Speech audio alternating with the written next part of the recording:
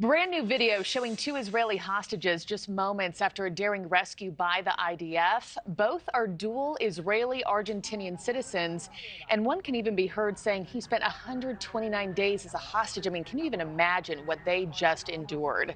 They were found during a raid in the city of Rafah in the southern part of the Gaza Strip, right there on the border with Egypt. It's the latest front line for the IDF, but the United States is warning against a full-scale invasion of the city because of hundreds of thousands of refugees stranded there, and specifically 1.4 million in those 10 cities in Rafah alone. Joining us now is IDF spokesperson Lieutenant Colonel Peter Lerner. Colonel, it's always good to have you. Before we get to the latest on the ground there, I wanted your take. Our United States Senate is currently voting on a $95 billion foreign aid package that would help Israel fight your war. How important is that funding? Good morning, Markie. Thanks for having me. And it is always a pleasure to be here with you. I really couldn't comment on something of the political ramifications of that. Of course, the IDF is and our relationship, our intimate relationship with our American brothers and sisters is dependent on mutual shared values, shared ideas, and the understanding that there is huge challenges for this world and the world we live in. So I think we are grateful and we are supportive, and we see eye to eye on very many things happening in the world today.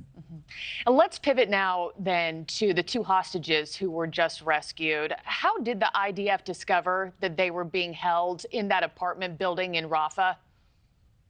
We've seen in the progress of this operation, of the war, as a war effort, we are revealing more and more intelligence capabilities on the ground, intelligence that creates the opportunity. And we've known about the locations of Louis Har and Fernando Marman for a few weeks now, and we created the operational plan together with the special forces, the Israeli special forces in the police force, and special forces from the Israeli Security Agency, to devise a plan that we could covertly approach the residential building they were being held hostage in.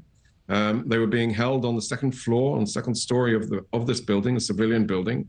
We went in, breached the perimeter, engaged and killed the enemy, and extracted the hostages as they were being held.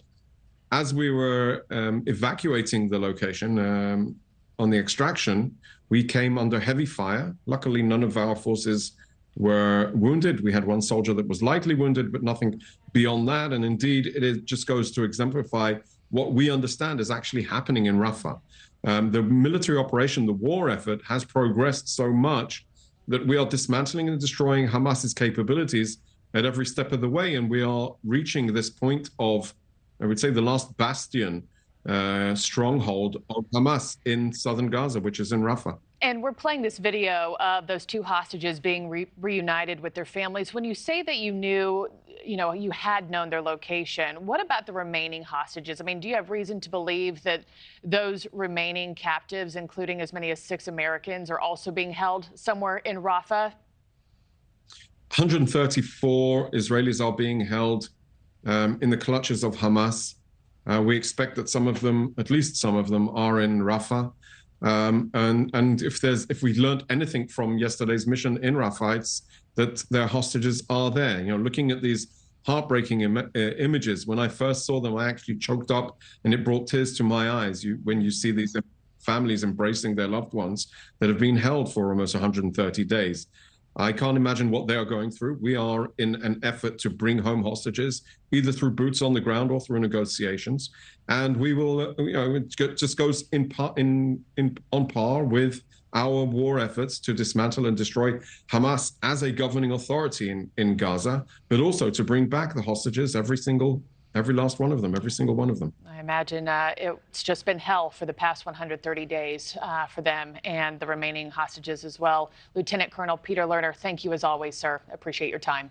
Thanks for watching, everybody. Go to joinnn.com to find NewsNation on your television provider. Also, don't forget to click that red subscribe button below to get more of NewsNation's fact-driven, unbiased coverage.